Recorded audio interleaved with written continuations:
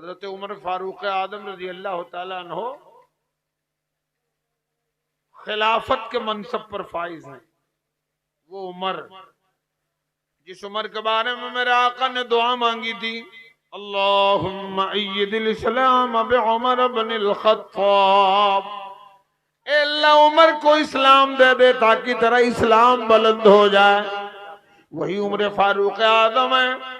हज बैतुल्लाह के लिए जब आप मक्कतुल मुकर्रमा तशरीफ ले गए, आपने तवाफ़े काबा किया, आप मकामे मिना गए, मुज़दलिफा गए, अरफात गए, आपने सई की, और जब हजर असवद को चूमने के लिए आपने हाथ बढ़ाया तो हाथ बढ़ाया ही था कि वापस कर लिया और हजर असवद से बात करने लगे ऐसे जैसे मैं आपसे बात कर रहा हूं। आपने हजर असवद से कहा था, ए हजर असवद तू एक पत्थर है, मैं तुझे इसलिए नहीं चूमने जा रहा हूं कि तू जन्नत से आया है, न इसलिए चूम रहा हूं कि तुझे जिब्रील लेके आए हैं, न इसलिए चूम रहा हूं कि तू काबे की दीवार में लगा है, बल्कि ए पत्थर मैं तो तुझे इसलिए चूमने जा रहा हूं कि तुझे मेरे मुस्तफा ने चूमा है। क्या बात है, बेशक बेशक, सुभान अल्लाह सुभान अल्लाह। वही हजरत उमर फारूक आजम का दौरे खिलाफत है। आपके बेटे हजरत अब्दुल्ला इब्ने उमर रजी अल्लाह तआला अन्हु, ये अब्दुल्ला इब्ने उमर हजरत हसनैन करीमैन के हम उम्र हैं। तारीख बताती है कि मदीने की गलियों में उमर के बेटे अब्दुल्ला और हसनैन करीमैन खेल रहे थे, लेकिन खेलने से मुराद आज का ये खेल आप न लें। जैसे हमारे बच्चे खेलते हैं, गालियां भी बकते हैं, धूल खेलते हैं, मिट्टी खेलते हैं, गलीस खेलते हैं, ये तो वो हैं कसम खुदा की जिनकी रजा में, जिनकी खुशनुदी हासिल करने के लिए जिब्रील भी इनके साथ खेला करते थे। क्या बात है, खेल रहे हैं, खेलते खेलते हजरत हसनैन करीमैन में और हजरत अब्दुल्ला इब्ने उमर में कुछ बात अनबन हो गई। अच्छा और सब्र करें क्यों ना, हम नहीं, ये शोरा कहते हैं मेरे हुसैन जैसा साबिर नहीं जहां में। क्या बात है, क्या बात है, मेरे हुसैन जैसा प्यारे हुसैन जैसा साबिर नहीं जहां में। रो रो के करबला का मैदान बोलता है, माशाअल्लाह सुभान अल्लाह। मैं नहीं ये मेरा ईमान बोलता है। हक है, हक है, क्या बात है। हजरत इमाम हुसैन रजी अल्लाह तआला अन्हु सब्र करते रहे। अच्छा जब सब्र की हदें पार हो गई तो आपको जलाल आ गया और आपने कहा उमर के बेटे चुप हो जाओ, खामोश हो जाओ,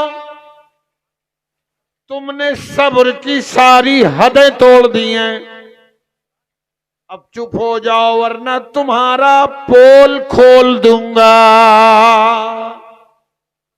अरे अब तो बोलो सुभान अल्लाह सुभान अल्लाह। असल में कुछ लोग ज्यादा समझदार होते हैं। ज्यादा समझदार लोगों का मामला जानते हो क्या होता है कि वो पहले सुनते हैं, फिर समझते हैं, फिर बोलते हैं। तो मैं इससे मतलब ये निकाल रहा हूं कि आज आप सुनोगे, कल समझोगे, परसों अपने अपने घर पे बोलोगे सुभान अल्लाह। इतना अच्छा भारत का नादिम शहर बहराइच से तशरीफ लाए माहिर फन निजामत निकाबत हजरत अनस बहराइची, बहुत अच्छे नादिम है। ये और बात है कि आपने उनका मिजाज बनाया हो या ना बनाया हो, अल्हम्दुलिल्लाह बड़ी अच्छी निजामत इतनी कम उम्र में करते हैं। आपसे कह रहे हैं तड़प के बोलो, मचल के बोलो। मेरे भाइयों, सच्चाई तो ये है, नाम सरकार पे क्या बात है, कुर्बान हुए जाते हैं। क्या बात है, माशाअल्लाह। नाम सरकार पे कुर्बान हुए जाते हैं, संगरेजे भी मुसलमान हुए जाते हैं, संगरेजे भी मुसलमान हुए जाते हैं। बेशक हक है। तो कभी नहीं बोलना चाहिए था। जब मुस्तफा की बात आ गई, मुस्तफा के आमद की बात आ गई, तो वो भी बोल गए। अब अगर आप उनसे ज्यादा सख्त हैं तो न बोले, अब अगर सख्त नहीं है तो जब भी अपने नबी की तारीफ, नबी के आल की तारीफ सुने, मचल के बोल दिया करें सुभान अल्लाह, सुभान अल्लाह, सुभान अल्लाह। तो हजरत इमाम हुसैन रजी अल्लाह अन्हु ने फरमाया उमर के बेटे से कि ऐसा है, तुम बहुत बोल चुके हो, अब तुम चुप हो जाओ वरना तुम्हारी पोल खोल दूंगा। तो अब बेटे को और ज्यादा गुस्सा आया कि आप मेरी पोल क्या खोलेंगे, मैं तो उमर का बेटा हूं, खलीफतुल मुस्लिमीन का बेटा हूं।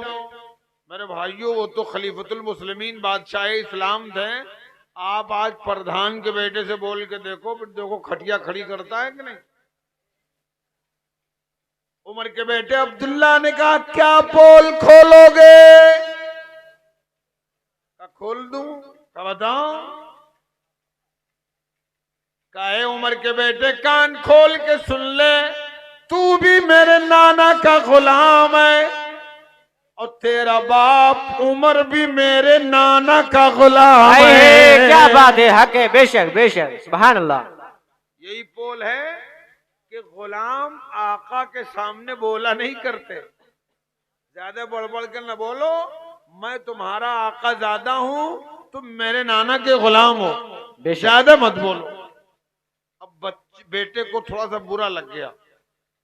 अब्दुल्ला इब्ने उमर उठे उस मजलिस से, उस महफिल से, और थोड़ा सा और नमक मिर्ची लगाया, और नमक मिर्ची लगा के अब्बा के दरबार में आ गए। दरबार सजा हुआ है, अब्बा बैठे हुए कुर्सी पर आ गए। और आने के बाद में कहा अब्बा बड़ा बुरा हो गया, बेटा क्या हुआ। कहा अब्बा तमाम लोगों के बीच में हुसैन ने आपकी बड़ी बेअदबी कर दी। कहा बेटा क्या कहा उन्होंने। कहा अब्बा बता दूंगा, आपको जलाल आ जाएगा। कहा बताओ तो। कहा अब्बा मैं बोल रहा था, उन्होंने कहा चुप हो जाओ मत बोलो वरना तुम्हारी पोल खोल दूंगा। मैंने कहा कौन सी पोल। तो उन्होंने कहा पोल ये है कि तुम भी मेरे नाना के गुलाम हो और तुम्हारे बाप उमर भी मेरे नाना के गुलाम हैं। क्या बात है, बेशक बेशक, हक है। तो अब्बा बड़ी बेइज्जती हो गई। थोड़ा सा और नमक मिर्ची लगाया कि अब्बा को जलाल आ जाए, क्योंकि ये वो उमर थे कि जिन्हें देखकर मेरे मुस्तफा मुस्कुराते और फरमाते लोग सहाबा, ये मेरा वो उमर है कि मदीने की जिस गली में दाखिल हो जाता है शैतान अपना रास्ता बदल देता है। क्या बात है, बेशक बेशक, वो उमर फारूक आज़म। अब बेटे ने सोचा था कि जब ये जुमला अब्बा सुनेंगे तो अब्बा को जलाल आएगा, सिपाही जाएंगे हुसैन को लाएंगे और उसके बाद हुसैन को सजा मिलेगी। बेटे को नहीं मालूम था कि ये तो वो हुसैन है जिन्हें मुस्तफा चूमते भी थे, सूंघते भी थे। क्या बात है। और जब मेरे आका से सवाल होता था, मेरे आका दुनिया का दस्तूर ये है कि जिसे चूमा जाता है सूंघा नहीं जाता और जिसे सूंघा जाता है चूमा नहीं जाता। तो मेरे आका फरमाते सहाबा सुनो, जब ये ख्याल आता है कि इनसे जन्नत की खुशबू आती है तो इन्हें सूंघ लेता हूं, और जब ये ख्याल आता है कि इस्लाम के तहफ्फुज के लिए, मेरी उम्मत की बख्शिश के लिए, कुरान के बचाव के लिए ये गला कट जाएगा तो मैं हुसैन के गले को चूम लेता हूं। आई है, क्या बात है, बेशक, सुभान अल्लाह, सुभान अल्लाह। बेटे को पता नहीं था, बेटा बड़े जलाल में आया कि अब्बा जलाल में आएंगे, पुलिस जाएगी, लेके आएगी, सजा मिलेगी। लेकिन बेटे ने देखा कि मामला उल्टा हो गया। अब्बा के चेहरे को जलाल से लाल होना चाहिए, लेकिन जैसे अब्बा ने सुना कि हुसैन ने कहा है तुम भी मेरे नाना के गुलाम हो, तुम्हारे बाप उमर भी मेरे नाना के गुलाम है, बस उमर का चेहरा गुलाब की तरह खिल उठा। बेशक। उमर फारूक आजम खड़े हो गए कुर्सी से, और खड़े होने के बाद कहा बेटा हुसैन कहाँ है? कहा अब्बा मदीने की फलक गली में। कहा चलो चल के देखते हैं। अब आगे आगे बेटा, पीछे पीछे उमर, ढूंढते ढूंढते पा लिया हुसैन को। हुसैन पाक को पाया, उमर फारूक आजम करीब गए, हुसैन पाक के गुलूबे नास को चूमा, पेशानी को चूमा। अब बेटा और ज्यादा ताज्जुब में, बेटे को पता नहीं था कि ये तो वही हैं अल्लामा हसन रज़ा बरेलवी फरमाते हैं जिनके घर में बेइजाजत जिब्राइल आते नहीं। क्या बात है। जिनके घर में बेइजाजत जिब्राइल आते नहीं, कद्र वाले जानते हैं इज्जो शाने अहले बैत। क्या बात है। बेशक। सुभान अल्लाह सुभान अल्लाह। हजरत उमर ने चूमा, चूमने के बाद बड़े अदब के साथ कहा हुसैन क्या आपने मेरे बेटे से ऐसा कहा है कि उमर के बेटे अब्दुल्ला तुम भी मेरे नाना के गुलाम हो और तुम्हारे बाप उमर भी मेरे नाना के गुलाम हैं। बेशक। तो आज का लड़का होता झूठ बोल देता, लेकिन झूठ कैसे बोले? कसम खुदा की जिनकी वजह से सच कयामत तक बाकी रहेगा, क्या बात है। जिनकी वजह से दुनिया को सच का दर्स मिलता रहेगा, वो बेटा झूठ कैसे बोले? मेरा आका हुसैन फरमाते हैं ए उमर आपके बेटे से मैंने ये कहा है। अब हजरत उमर फारूक आजम भी जज्ब में हो गए, कहते हैं हुसैन अगर आपने ये कहा है तो ऐसे नहीं मानूंगा, बल्कि आप लिख के दे दीजिए। तारीख बताती है कि उस वक्त ऊंट की हड्डी चलती थी, उसकी तख्ती होती थी, या ऊंट का चमड़ा होता था जिस पे लिखी जाती थी याददाश्त की बातें। हजरत इमाम पाक के सामने वही चीज लाई गई, आपने नन्ही उंगलियों से कलम पकड़ा, लिख दिया उमर भी मेरे नाना का गुलाम, उमर का बेटा अब्दुल्ला भी मेरे नाना का गुलाम।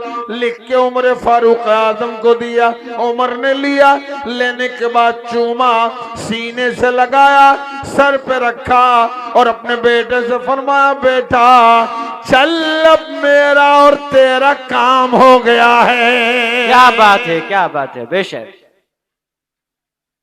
बेशक। बेटे ने कहा अब्बा अभी हम नहीं समझ पाए। कहा बेटा कब समझेगा? चल मेरा तेरा काम ये हो गया है। अल्लाह महशर में पूछेगा उमर हुकूमत का बदला क्या लाए हो, अदालत का बदला क्या लाए हो, जाहो हशमत का बदला क्या लाए हो। तो ऐसे वक्त में उमर अपने अमल पेश नहीं करेगा, बल्कि ऐसे वक्त में उमर यही रुक्का पेश करके अर्ज करेगा मौला उमर दुनिया से आया है तो खाली हाथ आया है, ए अल्लाह तेरे महबूब की गुलामी तेरे नबी के आल की जबानी लाया है। क्या बात है। नारे तकबीर, नारे तकबीर, नारे रिसालत।